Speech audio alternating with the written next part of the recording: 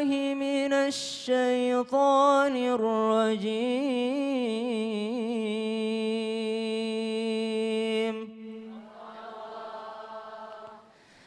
بسم الله الرحمن الرحيم.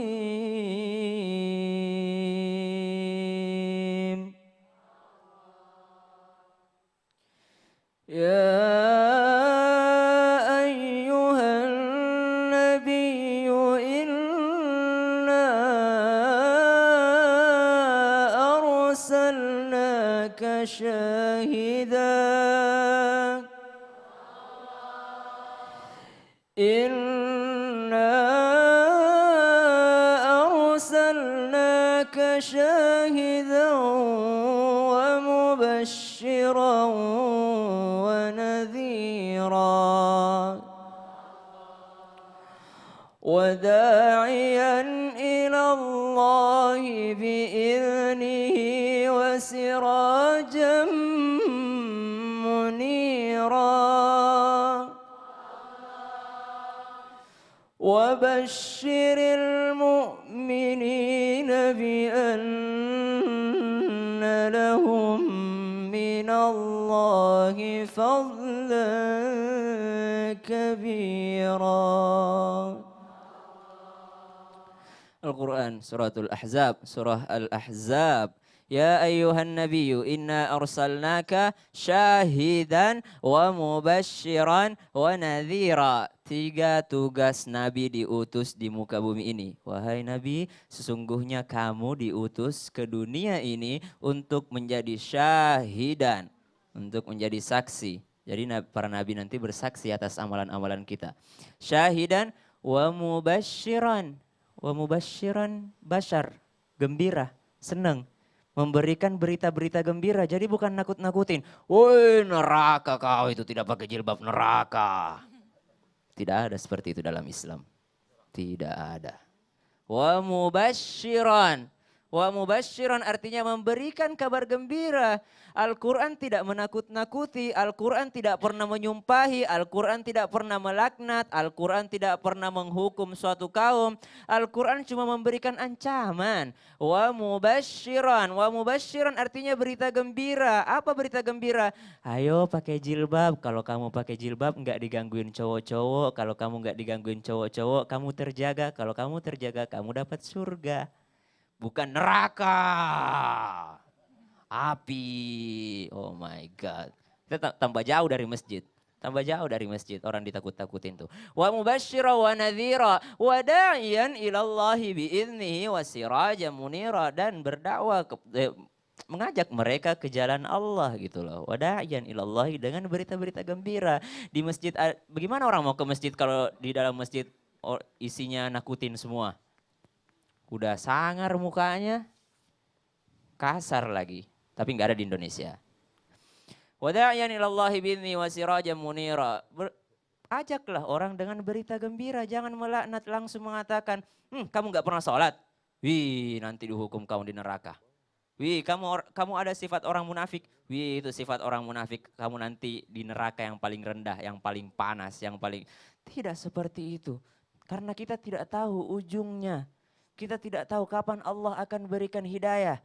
Tugas kita hanya menyampaikan dengan lemah lembut. Ud'u ila sabili rabbika bil hikmah wal mau'izatil hasanah wajadilhum billati hiya ahsan. Tingkat dakwah tertinggi dengan berdebat. Tidak ada mengatakan mengutuk, menyumpahi, melaknat, tidak ada. Tidak ada dalam dakwah mengutuk, kamu pasti neraka, kamu haram, dan ujung-ujungnya neraka. Tidak ada ujung-ujungnya neraka. Wada'iyan ilallahi bi'idni wa sirajan munira wa basyiril mu'minin. Kembali lagi, wa basyiril mu'minin, berikanlah berita gembira kepada manusia, orang-orang yang beriman.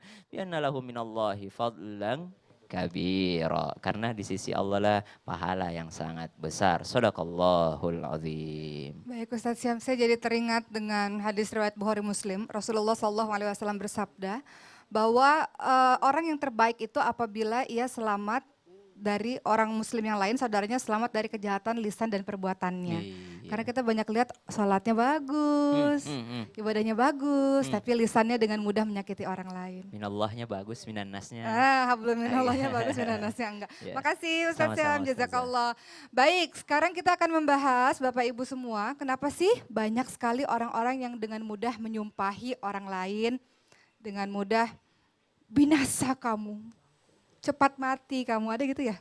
Saya kalau ngomong begitu, harusnya yang serem yang ngomong Ustadz Maulana, coba gimana Ustadz?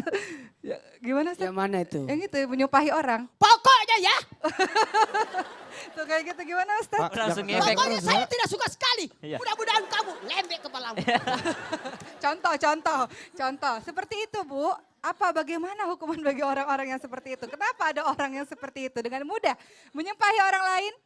Di surah Al-Mu'minun 1-3 kan Allah berfirman yang artinya sungguh beruntung ini orang-orang yang beriman. Orang-orang yang seperti apa? Yang khusyuk dalam sholatnya. Dan orang-orang yang menghindarkan dirinya, menghindarkan perbuatan lisan dan perbuatannya ini dari hal-hal yang harusnya dia tidak lakukan. Menghindarkan dari perbuatan-perbuatan yang tidak berguna baginya. Baik perbuatan maupun lisannya. Itu adalah beruntungnya orang-orang yang mukmin. Hambanya Allah, umatnya Rasulullah, fayakul khairan awliyasmut. Apa itu? Dia berkata-kata yang baik. Kalau nggak bisa berkata yang baik, dia diam. Itu ajaran Islam. Berkata-kata baik, kalau nggak bisa baik, diam. Tapi ada loh, boleh saja kalau mau menyumpahi silahkan. Tapi khusus, nggak bisa semua orang melakukan. Khusus di surah An-Nisa 148 Allah nggak suka ucapan buruk. Kecuali orang-orang yang dianiaya. Boleh. Tapi Rasul nggak ngajarin dan tidak mencontohkan begitu. Coba lihat kurang dianiaya apalagi Rasul. Kisah yang paling luar biasa ketika Rasul berada di Taif, diusir oleh penduduk Taif, dikatakan gila, bahkan anak kecil melempari sendal, dikatakan orang yang tiba-tiba datang dan mengajarkan ajaran-ajaran yang baru untuk mereka. Kemudian sampai-sampai malaikat Jibril mengatakan kalau engkau mau wahai kekasih Allah, wahai Nabi Muhammad, aku bisa menimpakan gunung-gunung ini untuk menghancurkan mereka. Apakah Rasul lantas menyumpahi, lantas melaknat, ya binasakan mereka. Kalau Rasul mengatakan seperti itu Allah kabulkan binasa orang-orang Taif. Tapi tidak kan, Rasul tidak melakukan itu. Apa yang Rasul lakukan? Aku masih berharap di antara anak keturunan mereka memasuki Islam. Coba kalau Rasul katakan, binasakan saja orang-orang Taif. Wah, apa jadinya? Coba Rasul katakan, binasakan saja orang-orang kafir Quraisy. Kita tidak akan pernah mengenal Islam, Bu. Kalau Rasul sedikit-sedikit melaknat.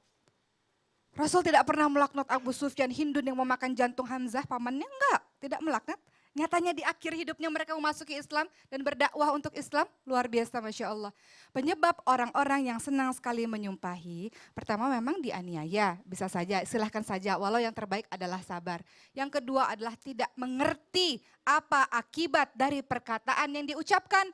Dalam hadis riwayat Abu Daud, ketika seseorang melaknat nih Bu, menyumpahi seseorang, itu laknatnya naik ke atas langit, langit tidak menerima, turun ke atas bumi, bumi tidak menerima, laknatnya itu berputar-putar di muka bumi ini. Laknat itu bisa sampai kepada orang tersebut kalau memang pantas, kata Allah. Kalau nggak pantas, dibalikkan lagi ke dia. Jadi dia sendiri yang kena laknatnya. Mau Bu? Nauzubillah min zalik ya, saya sumpahi kamu. 7 turunan menderita sakit. Taunya orang tersebut tidak pantas mendapatkan laknatmu, malah berbalik kepada dirimu. Ya, karena dia turunan ke-8. Jangan begitu, hati-hati perkataanmu adalah, tadi kata Ustadz Syam kan, kullu kalam ad-du'a, setiap perkataan adalah doa. Hati-hati dengan ucapan, makanya Rasulullah SAW bersabda akan dimasukkan surga orang-orang yang berhasil menjaga 2 lubangnya kan, lubang mulut dan lubang kemaluan. Karena banyak sekali dosa lisan. Banyak sekali dosa lisan, ada dusta, ada namimah, adu domba, termasuk juga dengan orang-orang yang melaknat. Di zamannya Rasul pernah terjadi, kan kalau di zaman Rasul itu orang-orang yang minum khamr itu dicambuk Bu, zaman dulu di zamannya Rasul. Kalau sekarang diapain? Kenapa kok minum khamr ini bisa dicambuk? Karena khamr itu kan induk dari segala kejahatan. Kalau dia mabuk, dia tidak sadar melakukan perzinahan, pembunuhan dan sebagainya kan. Jadi memang Rasul ada hukumannya mencambuk. Ada seorang pemuda yang minum khamr, Rasul akhirnya menghukumnya. Kemudian tidak taubat nih, minum khamr lagi, Rasul mencambuknya lagi. Kata sahabat apa? Rasul sudah sumpahi saja orang itu, laknat saja orang itu. Kok nggak tobat-tobat? Apa kata Rasul? Nih, perhatikan kata-kata Rasul. Rasul katakan, aku tidak melihat yang lain-lain kecuali dia adalah orang yang beriman kepada Allah dan Rasulnya. Artinya tetap Rasul masih berharap kepada orang ini untuk mendapatkan hidayah agar kembali lagi ke jalan yang baik. Tadi kan Ustadz Syam di awal mengatakan juga kan Bu, kita nggak pernah bisa mengatakan kamu binasa dan sebagainya. Kita tidak tahu akhir kehidupannya husnul khotimah atau su'ul khotimah. Atau justru kita yang kita merasa baik su'ul khotimah, mau Bu? Mati dalam keadaan buruk? Enggak, jadi jangan pernah sekali-kali dengan mudah lisan kita menyakiti orang lain. Karena itu bukan akhlak dari seorang muslim. Iya. Betul. Apalagi Nasihat untuk ibu-ibu diri saya. ya. Homer itu tadi minuman keras ya? Khomer, iya. Khamar yang Memabukkan. memabukkan. Yang memabukkan. Apa tadi? Pak Ustadz mau bilang apa?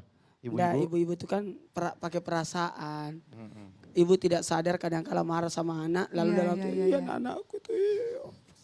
Tuh, apabila gigi ketemu gigi, dia marah, akan memendekkan umurnya anak. Ini diingat. Bobo, termasuk di rumah. Kalau marah sama anak, jangan sampai gigi ketemu gigi. Itu memendekkan umurnya anak. Untung saya tidak bisa gigi ketemu gigi. Ustazah Oki, kalau bersumpah, kalau teraniaya boleh, terkecuali ya. Iya, memang boleh silahkan 148. Kecuali Cuman orang itu kan dianiaya. setara ya, adil. Iya. Tapi kan yang paling baik, tingkatan manusia paling baik tidak dengan seperti itu. Tapi lebih baik jumpainnya yang bagus-bagus ya. Ya. Iya Jangan dong, yang karena kalau kita buruk-buruk. doain bagus, malaikat kan mengamini juga doa yang sama untuk kita. Kita juga ya. Betul. Ibu-ibu, ada yang mau nanya nggak nih? Kira-kira coba yang mau nanya angkat tangannya Angkat tangan langsung. semuanya, Ke sebelah kiri boleh kali ya. Sebelah kiri. Silakan, Bu. Ibu silakan mungkin. Yang pakai kacamata Bu. Assalamualaikum warahmatullahi wabarakatuh. Waalaikumsalam. Ustadz, Ustazah, saya pernah kebawa emosi karena kesal kepada anak perempuan saya. Sehingga saya mengucapkan sumpah ya, anak perempuan saya jadi perawan tua karena kesal dan marah ketika itu. Sampai sekarang anak saya belum juga menikah. Bulan lalu umurnya tepat 36 tahun. Saya sangat menyesal Ustazah, Ustadz. Ingin rasanya saya menarik sumpah saya tersebut. Pertanyaan saya, Ustadz dan Ustazah, apakah ada cara untuk membatalkan sumpah saya tersebut dan bagaimana caranya? Itu saja, terima Penyesalan kasih. selalu Iya. datang di akhir. Assalamualaikum warahmatullahi wabarakatuh. Waalaikumsalam warahmatullahi wabarakatuh. Gimana tuh Ustadz dan Ibu Ustazah? Sebenarnya ada 4 yang bisa dilakukan. Membatalkan sumpah menyumpah itu, menarik kata-kata dari laknat-laknat kita ada 4 cara. Yang pertama, kasih makan orang. Yang kedua, bersedekah pakaian. Yang ketiga, berpuasa 3 hari. Yang keempat, memerdekakan budak. Ibu pilih mana? Ibu bisa kasih makan orang? Pakai mic dong. Insya Allah. Iya, kasih makan sebanyak-banyaknya orang. Ya. Ya Bu ya, Ya. undang semua laki-laki yang ganteng yang ada di dekat rumah Ibu. Undang semua tetangga, sahabat. 3 yang diundang ya. Sahabat, tetangga, keluarga. Undang itu, makan. Ya. Ya. Atau yang kedua ya beli baju-baju, jangan baju bekas. Ini kesalahan orang kadang-kala nyumbang baju. Baiklah, banyak bajuku di lemari. Ngapain baju bekas? Ada kebakaran, sumbang baju yang tidak ada kancingnya. Memang dia punya jahitan, mau menjahit. Jadi yang ketiga kalau tidak bisa puasa 3 hari. Puasa 3 hari. Ya. Kalau 4 kan tidak mungkin ada budak di situ. Kalau budak sebenarnya bisa aja. Pengganti budak adalah bayarin utang orang. Supaya mereka bebas dari bukan perbudakan tapi utang. Ustaz Syam ada mau tambahan? Ya betul sekali yang disampaikan Pak Ustadz Maulana itu di dalam Al-Quran sebenarnya. Jadi hukum apa? Surah dalam- Al-Maidah ya, di dalam- 89. Ya benar. Itu untuk membebaskan orang dari sumpah atau janjinya. Makanya hukum dari menyumpahi orang ini sebenarnya termasuk dalam bab al-afatul lisan. Jadi bab menjaga lidah. Artinya menjaga di sini artinya mencegah dulu. Karena kalau untuk mengobatinya atau untuk menariknya kembali itu sudah lumayan susah. Udah susah, jadi mencegahnya. Dan tambahan saja Bu, caranya bagaimana? Doakan lagi yang baik-baik. Kan doa ibu didengar oleh Allah, doakan lagi yang Betul. baik-baik, dapat laki-laki yang baik dan juga cariin Bu. Tuh, Biar Ibu. dapat. Tunggu dulu, mungkin Kenapa? mungkin ibu punya anak cowok. Punya. Udah, kok colek aja. Bu, tuh makanya jangan lupa kasih makan orang. Nah, jamaah, kira-kira tergolong apakah orang yang suka menyumpahi orang lain? Nanti akan dijelaskan lebih lengkap lagi sama Ustazah Oki. Nanti kan hanya di Islam itu indah. Jamaah! Oh jamaah! Alhamdulillah. Waktu kamu senyum, wahai Abu Bakar, aku lihat malaikat tuh banyak turun di sekelilingmu. Tapi ketika engkau membalas sumpah itu, laknat itu, maka aku lihat malaikat pergi dan iblis ada di sampingmu.